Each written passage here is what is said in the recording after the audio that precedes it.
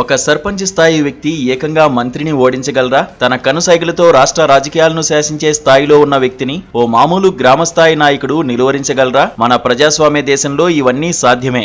జనంలో బలం ఉండాలే కానీ సామాన్య వ్యక్తి ఎవరినైనా మట్టి కరిపించగలరు. దీనికి నిలువెత్తు నిదర్శనమే శ్రీకాకుళం ఎమ్మెల్యే గోండు శంకర్ విజయం. శ్రీకాకుళం జిల్లాలోనే కాకుండా రాష్ట్ర రాజకీయాల్లోనే రాటుదేలిన నేత ధర్మాన ప్రసాదరావు. ఎన్నో ఏళ్ల చరిత్ర కలిగిన రాజకీయ అనుభవం ఆయన సొంతం. ఉమ్మడి ఆంధ్రప్రదేశ్ తో పాటు రాష్ట్ర విభజన తర్వాత కూడా మంత్రిగా సేవలందించారు ధర్మాన.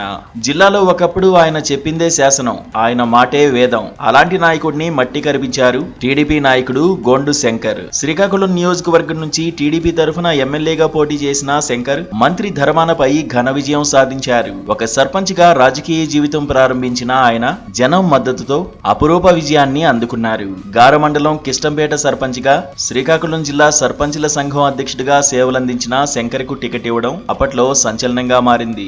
సర్పంచ్ గా పనిచేసిన అనుభవంతో ఎమ్మెల్యేగా పోటీ చేశారు శంకర్. నిత్యం కార్యకర్తలకు అందుబాటులో ఉంటాడనే మంచి పేరుంది ఆయనకు. ఇది ఎన్నికల్లో బాగా కలిసొచ్చి గ్రాండ్ విక్టరీ కొట్టారు. ఏకంగా ధర్మానను ఢీకొట్టి వైసీపీని గింగిరాలు తిప్పేశారు. శ్రీకాకుళం నుంచి ధర్మాన ఓటమి కేవలం ఆయనకు మాత్రమే కష్టాలను తీసుకురాలేదు, ఏకంగా వైసీపీ భవిష్యత్తునే ప్రశ్నార్థకంగా మార్చేసింది.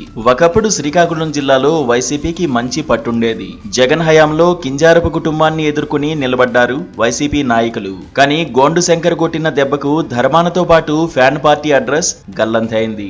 ఎమ్మెల్యేగా గెలవగానే కోడి రామ్మూర్తి స్టేడియం ఆధునీకరణ పనులను మొదలుపెట్టారు. మత్స్యకారుల వలసలను ఆపేందుకు కృషి చేస్తున్నారు. శ్రీకాకుళం ఔటర్ రింగ్ రోడ్డు పనులకు కూడా శ్రీకారం చుట్టారు. ఎన్నో ఏళ్లుగా అభివృద్ధికి నోచుకొని మారుమూల గ్రామాలపై ప్రత్యేక దృష్టి పెట్టారు. రోడ్లను మరమ్మతులు చేయిస్తున్నారు. రైల్వే స్టేషన్ రోడ్డుకు నిధులు మంజూరు చేయించి పనులను కూడా మొదలు పెట్టారు ఎమ్మెల్యే శంకర్. మృదు స్వభావిగా పేరుండడంతో జనం కూడా ఆయనతో ఇట్టే కలిసిపోతున్నారు. ఏ అవసరమున్నా శంకరన్న అంటూ ఆయన ముందు వాలిపోతున్నారు. దీంతో నియోజకవర్గ ప్రజలు ఎప్పుడో ధర్మాన కుటుంబాన్ని మర్చిపోయారని వైసీపీ నాయకులే చెబుతున్నారు.